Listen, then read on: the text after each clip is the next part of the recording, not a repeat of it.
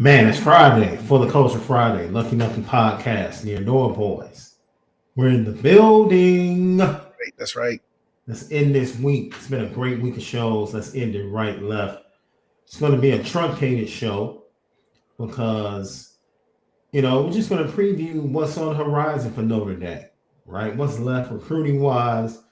Tay Johnson makes his decision whether or not he's going to come and join the 24 class at Notre Dame at the safety position on tomorrow. Then you have Justin Scott finishing up his visits. You have Kingston going on to Ohio State. He'll decide ultimately, in our opinion, between Ohio State and Notre Dame. When it comes down to it, Notre Dame sitting in a very good spot with that 5-star. Some say 5-star linebacker, 4-star. And then we want to look forward because look, if you want to talk about measuring Joe Rudolph as the O-line coach, there was a young man on campus that is vitally important for the class of 25 and continuing the O-line U tradition.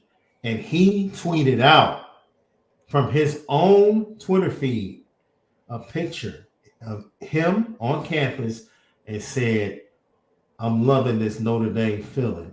Hashtag O-line U." We're going to let Left check out the film of Wisconsin's own Owen Strebig, left tackle. This kid, hey, you watch his film, this is one of the most impressive films I've seen from a left tackle in high school in a long time. So we're going to do that truncated show, take all your questions that you might have for us. YouTube, subscribe, hit the thumbs up. Of course, audio edibles each and every day, Apple Podcasts and Spotify. We give it to you. Home of the misguided passion. You already know. We spin it different. Marcus Freeman has been meeting with all of the Notre Dame outlets left. I want to point out something that I think is vitally important moving forward for this program. He is coming across as being totally bought in and pleased with his young core on this roster. And he's talking about making sure that they get on the field early and they develop because it's vitally important for the program. That's something that honestly we haven't seen across the board. We've seen certain positions. We've seen young defensive backs play. We've seen young offensive linemen play, young running backs play. But some other areas, the lack of development hasn't been there for the young players. Just talk about how important it is for Notre Dame fans to be hearing that from Marcus Freeman.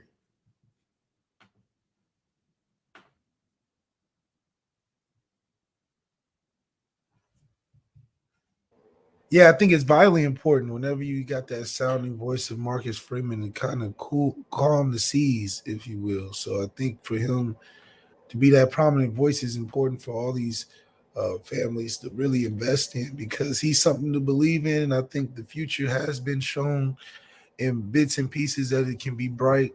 And, Marcus Freeman is not going to sit down or sit on his hands and not let that at least try to make happen. I love hearing it because the one thing it makes me think about is that these young wide receivers are going to get a lot of run this year. Yeah, you want to see these receivers fly down the field, man. It's college football. You're seeing the teams that like Memphis, all their receivers fly down the field. Whatever offense they got, they just big plays, big yards, and they're in a conference that's not comparable to what we're playing on the schedule, but there's nothing wrong with having a fast offense on the outside of the field. And then when you think about youngsters, he also talked about the confidence that he has in Sam Hartman and how Sam Hartman's experience has really taken over the offense. What does he mean by that? Yeah, his experience. He's a 6-year vet. Keeps clean shaven. He's a prototype of the type of attitude you want at that veteran leadership. He's never too high, never too low, and the team responds to that well. A guy that always seems like he's in control, or at least has an answer for you.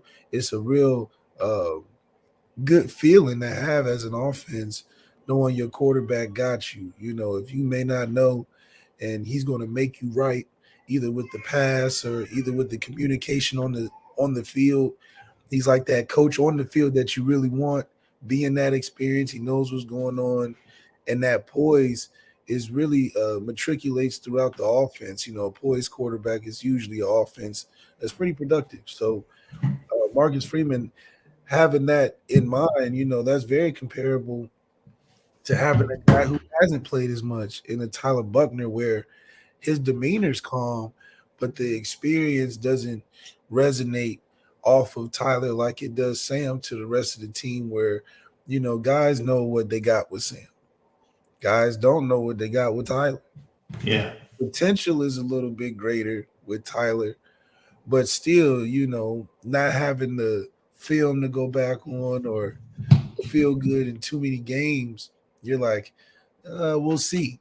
But for Marcus Freeman being a defensive guy and having the offense set kind of how he wants it and having a veteran quarterback, he can feel good uh, uh, having things done the way that he's envisioning it, and also knowing that he got a quarterback that can hold his water for the defense and score points when needed. How does that affect the overall team confidence, though, Left? That's what I'm wondering. Like, finally, this team feels like they have a quarterback that's on a different level. It has to affect the entire team, even the defense. Yeah, the defense knows they're getting a guy that has experience. You're not getting a guy, for instance, that like young guys, maybe like Steve Angeli or Kenny Minchie, or the guys just getting there that are staring down receivers. A guy like Ben Morrison now has to learn Mm. cues of a veteran quarterback that has been there, done that, seen tons of corners, been in tons of big games, and has different things that he does against the defense that throws him off. And those are things Ben can learn from, that he can take and carry into the season and have a more in-depth toolbox than what he would have, coming out with a guy who hasn't played as much. So for him, being able, as an example, and then guys like the D line being in there with an experienced quarterback, a guy that may not run around that much. So you got to be able to create lanes to get to the backfield, and also be able to have that timing of, okay, if I don't get back there pretty quick, he's gonna let the ball go. Hmm. He's not a guy that's gonna be holding it all day. So I got to pick and choose at what times am I trying to get a sack and what times I'm trying to get a hurry, because I don't want to expend all my energy. Because Sam Hartman's just do do do do do do do. So I think that's just different nuances that a veteran offense will carry. The offensive line appreciates it when a guy is uh, calm enough to set the table the right way, and a lot of it is setting the table the right way. If you go in there and you don't have the napkins down or the forks there, you missing utensils, you missing side dishes, people, the tablecloth's not set, things can be unorganized and it can be a little out of whack, especially if you got the family coming over. Your mom's gonna criticize your house not being clean. Clean. Yeah, and all that type of stuff. Your dad gonna want the big piece of chicken, this, that, and the third, sit at the All table. right. So you gotta have stuff in order. So I think for Sam Hartman, who's been there and done that, had tons of cookouts, tons of family dinners, he knows what's going on. He knows how to set the table. He even be lighting the candles, just for decoration. He just add a little spice to it. So I think those are the what Marcus Freeman feels good, because now he can welcome visitors. No, come on in. You coming to my house. I'm usually going to your house. Right. Avoiding coming to mine. Now you come to my house. I got everything set up finally. You know how you move into a new apartment, just got an air mattress and a coffee table. But give it 2 weeks. Let me set up my bachelor pad. Got the what do you call it? The the closets with the cabinets that hang on the wall with the TV in the middle, you set it up real nice. And there's this coffee table. They got a speaker built in and a mini fridge. So, you really can add on to building out what setting the table is for, especially this offense. And I think the receivers will respond well. The running backs are going to respond well. So I don't think you're going to catch the Jared Parker on the phone cussing at Sam Hartman about doing his job this year. I think it'd be a conversation, but he's not going to be like, the team's depending on you do your job. He's not going to be doing that this year. Right. I think it'd be just be like, hey, it's third down. We need a big play, something a little along the lines of that. Lucky Lefty Podcast. We're talking about this roster. Looking forward to what might be awaiting Notre Dame when it comes to fall camp, and hearing from Marcus Freeman the excitement about the youth movement and the youth core, and then the senior leadership of Sam Hartman. Now, with everything that's being said, expectations right now, kind of even keel, right? You'll let things ramp up, continue to see how fall camp goes, but you fully expect the addition of Sam Hartman to take Notre Dame to the precipice of a bid for the college football playoff. Yeah, I mean, Sam Hartman puts you in good position. Is Sam Hartman going to be the one that brings you over the hump? I don't think so. But that's not, where the team is built, where we're solely dependent on the quarterback to make all the plays, i.e. Ohio State last year. Even though they had a guy that can do it, it's still a tough job to do, because you damn near got to be the second pick of the draft to be a dude to manage something like that at a high level. So for Sam Hartman, we're not asking him to do that. We're just asking him to set the table, get us to the dance, get the whole shebang together, get the menu together, because if we could just make it there as a collective, game night can be pretty special. We can really have a better showing, I believe, with a quarterback like Sam Hartman in a situation like the Michigan, TCU, Georgia playoffs. I think we could really mix in and have a better showing than at least Michigan and TCU, with a quarterback that can give us and show the world, really, the amount of talent that we actually do have. And those coaches work hard, man. I think you would see the highlight of that this year. Even with the young guys, I think guys like Rico Flores will pop for us sometimes this year. Maybe we see some young guys on special teams pop for us. But as a collective, I think we're in a good position. Lucky Lefty Podcast. Give me the young player you're looking forward to seeing the most. Jadarian Price, that's my guy. I think I want to see him on the field. Just give him some opportunities. I know he can. If he gets to the second level, he can take it to the touchdown, and that's some electrifying playmaking ability we need. Saw a glimpse of that in the spring game, made it look easy, and hopefully through the development of Notre Dame and recovering and all that stuff, he's even better coming out this year, and I think he can surprise a lot of people. I think one of the biggest things for me moving forward is I'm super excited, and I probably won't see them in real action maybe until the end of the year, but I am super excited about the combination of Jane Osbury and Drake Bowen and linebacker left. I just really am. I really am. Just go back to the spring and the way they were being coached. It looked like they were being coached with intention from Max Bullock, intention to be ready, intention to get on the field, and intention to make a difference. And they are natural, and they are athletic, they are long, and they are fast. It just takes me back to the days when we were running off Jalen, Tavon, Niles, like when we were just running off linebackers. It reminds me, watching them reminds me of that run.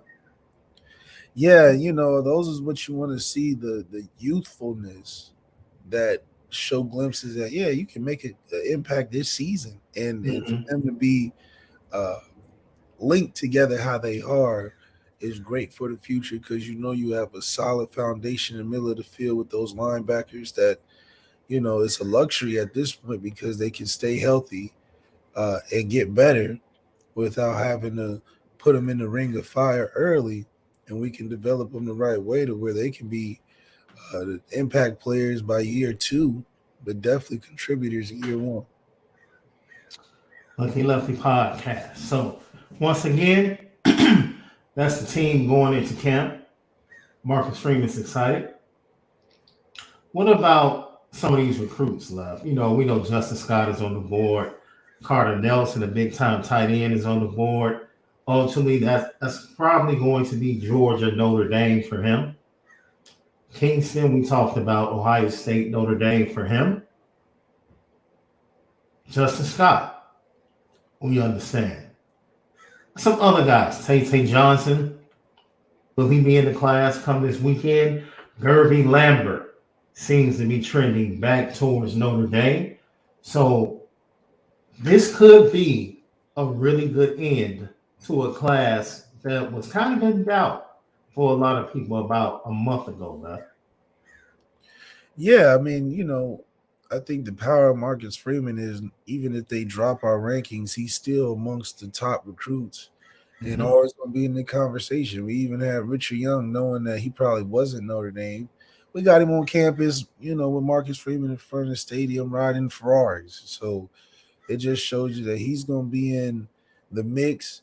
And it's just a matter of closing with the right guy. And I think he explained that well on the pivot that, you know, the 5 stars that are interested, like a Justin Scott, we're going to get. We're going to get. And I think sealing that deal is going to be a testament to what he was saying, but also a signal to the college football recruiting world that, yeah, we can pull a 5 star. Now we can start collecting them and it not just be one because we got one that everybody won. Yeah. Lucky Lefty podcast. We don't know what's going on. We cannot see your comments, guys. You're watching. For some reason, the comments are not showing up. The chat is Yeah, not showing up. It's malfunctioning, and we're just doing our thing and making sure we give you a good show. So, class of 2025, big time offensive lineman, Owen Strebig from Waukesha, Wisconsin, was on campus yesterday, Left, and this kid is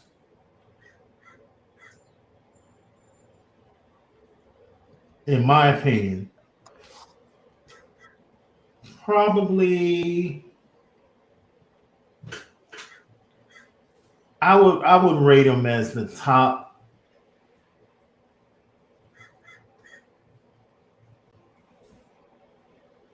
I would rate him as the top guy on the board. Period. I would have left. I just in the 25 class right now, he would be the number one player that I feel like Notre Dame has to get, and that's saying a lot for a tackle. You know what I'm saying? It's like, but looking at the board, I'm like, yo, they got to get this dude. He is that good. He's that athletic, and he's just a difference maker. Let me show you some of his film right here, Left. We'll get into it. Waukesha, Wisconsin, Owen Strebig.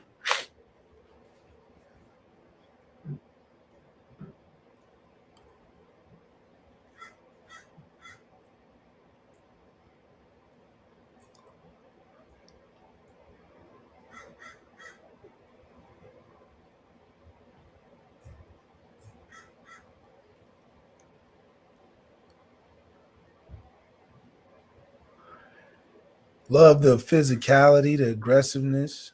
You can tell that he's really He's a big boy, Left. I a mean, he's pencil a pusher. big boy. Yeah, he's a pencil pusher, and he's agile. Watching film, you can't tell how big he is because he moves like a small guy. And I think that's really interesting. Cool thing about Joe Rudolph is that he has a lot of experience with Wisconsin recruiting.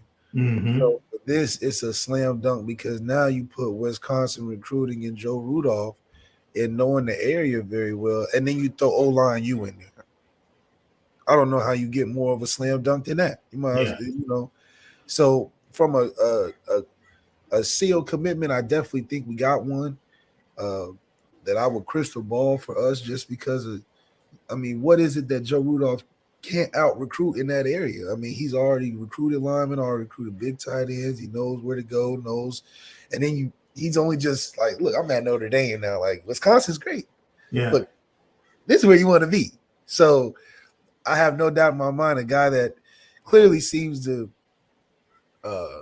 know a lot about Notre Dame and also has the film and technique as a guy that's so big. I mean, it's a great fit, but man, from a guy that's very technique driven, you can tell, especially when it comes to turning guys to open up holes and going to the whistle.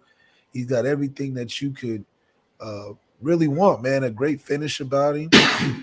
Very clean prospect. I would like to see him a little more in the pass set. We know he's a run grader. He can grate the run very well. And But keep in mind, you're watching his sophomore film, love.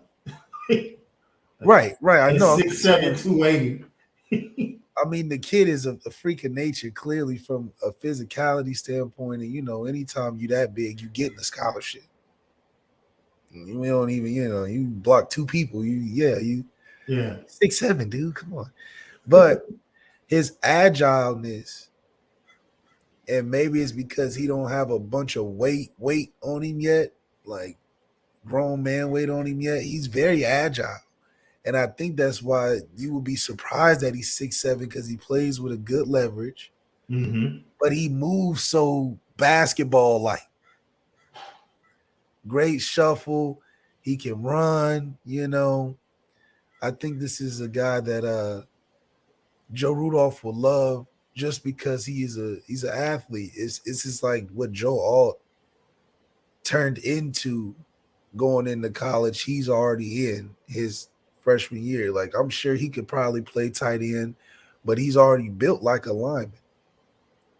See, so Joe Alt was playing tight end, built like a lineman, but transitioned to O-lineman. Mm-hmm. He's built like a tight end, so to speak, but been playing O-line, so it's a little more natural when he goes into school. So I think the sky's the limit. He can only go up from here. But from a run perspective, this is definitely what you want to see. I mean, Man. a 6'7" guy blocking for you, and he's running and pushing dudes and driving dudes off way out of the hole. I think that's, exciting for, running backs, especially that are good themselves, guys that can make moves and cuts on their own. So, Left, I'm trying. They finally okay. They do throw the ball in Wisconsin. I see. I was waiting for a couple of passing plays, man. Like, yeah, I was waiting for a couple passes too. That's why I was like, I would like to see a little more, but from an early onset. Man, this kid, man, was on campus, as I said before. You can go to his Twitter feed. He has pictures of his visit with Marcus Freeman, Coach Rudolph, and he is pretty much buying the vibe and the hashtag O-line-U. So to get him in the fold and then go get one of those quarterbacks, hopefully being Deuce Knight in the 25 class, if you get him and let Deuce know, oh, we got your back. You got your left tackle. You already should know that. I mean, You're inheriting a great line. Oh, facts. You're coming into a good old line. Lucky Lefty podcast. So before we get out of here, as we said before, truncated show today. I got to run and do some things. Left. He's got to run to the airport. It's for the Culture Friday. Let me ask you this question, Left. Who in the world is going to want to referee Golden State games next year with Chris Paul and Draymond Green? Draymond not gonna be there, man. I don't know, man. That'd be crazy. Can you imagine the NBA referee having to deal with Chris Paul and Draymond? A full game on the same And they team? know about each other. That's the problem. They teaming up on things with each other. That's where the issue is let alone by themselves. But they like, Oh, man. we can pull these jokes and pranks off on our own together. Man. Steph's just gonna be running around free. Man. Just because the other two are just a distraction. They just, they gonna make you pay attention to them. Your boy Jordan Poole was a little bit closer to Ice Spice now on the East Coast. They done sent him to the gulag, man. That's crazy. You get punched and sent to Washington? Oh my gosh. We'll never hear about Jordan Poole again. Oh, man. That's the worst mistreatment. Y'all lost Bradley Beal? Yeah, you ain't never hearing about. No. Because it's going to be him and Kuzma kicking it. It's all bad. It's the last Poole we going to hear about. We're going to go back to pools in the backyard. Yo, we were talking about culture, right? I wake up and I'm like, it's like 1 a.m. and everybody's like, oh, man, Thugger drop? Oh, it's a new Thugger? And I'm like, yo. And I'm like, dude, how are y'all reviewing an album like an hour after the drop? Like, let it marinate, man. Let it. And it's so funny. One dude was like, man, I don't like it so far. I'm going to go to sleep and wake up. Maybe it'll sound different in the morning. I'm like, what? Man. It's impossible to do music these days. The culture now is so crazy, bro. It's so crazy. Musically, artistically, you just never know what you're going to get, man. So we close this out by saying it's been a fantastic week. Man, the back and forth that we've had with Notre Dame fans of all ages this week has been phenomenal, man. Absolutely phenomenal. We enjoyed the topics. We're going to give you a best of interview on Sunday that will drop. And we're going to sit back and wait and see how the rest of this recruiting plays out in the month of June going into the month of July. I see good things on the horizon for Notre Dame over the next couple of weeks. We'll be right here to talk about it with you each and every day right here on the Lucky Lefty podcast. Lock in with us. You already know, man. Audio edibles every day. Apple Podcasts, Spotify. We always make sure that we send it different. Left, it's that time, man. You know what time it is.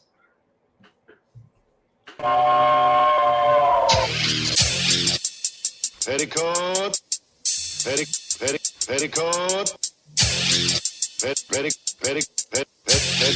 Petticoat Junction.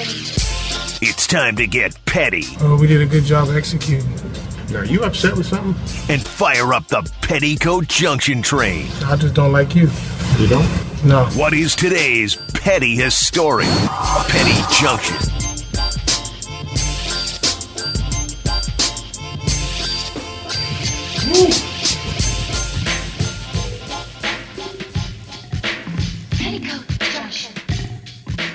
Ladies and gentlemen, I'm over here with the Malik Zaire special concoction, flaxseed oils and natural herbs, and That's right. yay! It hit me. I want to put everyone involved with this surface trip that Chris Paul has taken over the last 4 days. Come on, man. Chris Paul deserves better than this, man. From Phoenix to Washington, the Clippers don't want him, so they sent him to Golden State to come off the bench. Bruh, they say you can't, man, you need to get out when you can decide the path. The NBA is showing Chris Paul, hey, bruh, it's time. It might be time to go. So I got to put everybody on the petty train, man. Chris Paul deserves a little bit better, just a little bit better treatment than he's gotten, in my opinion. Just a little bit. Just a little bit. Now I want to go. I listened to that first episode of the podcast with Larsa Pippen and Marcus Jordan. Left.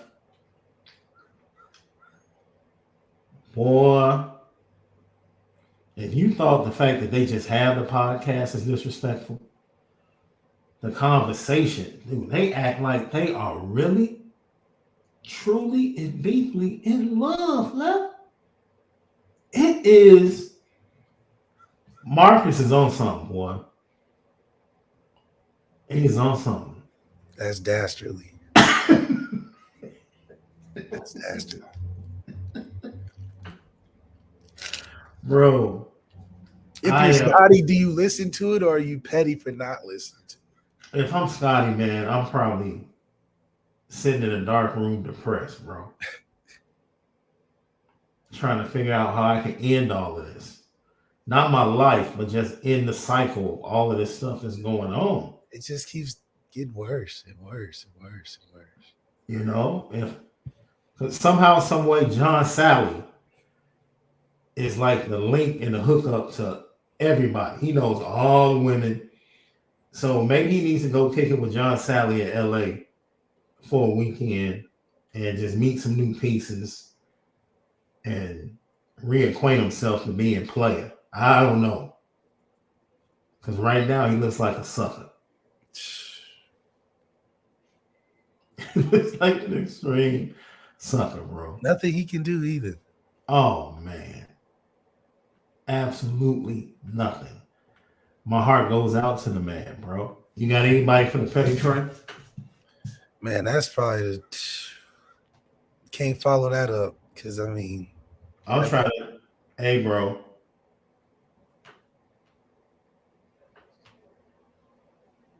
It's just sickening. Oh yeah, I'm sorry. And the Chicago Bulls for still having that crap on the roster. Trying to convince Bull fans that we running it back. Had the nerve to come before the people last night. General manager, assistant general manager, talking about we've received permission to go into the luxury tax. To get who? Who are you going to get? Nobody wants to come play in Chicago, bro. What are we talking about?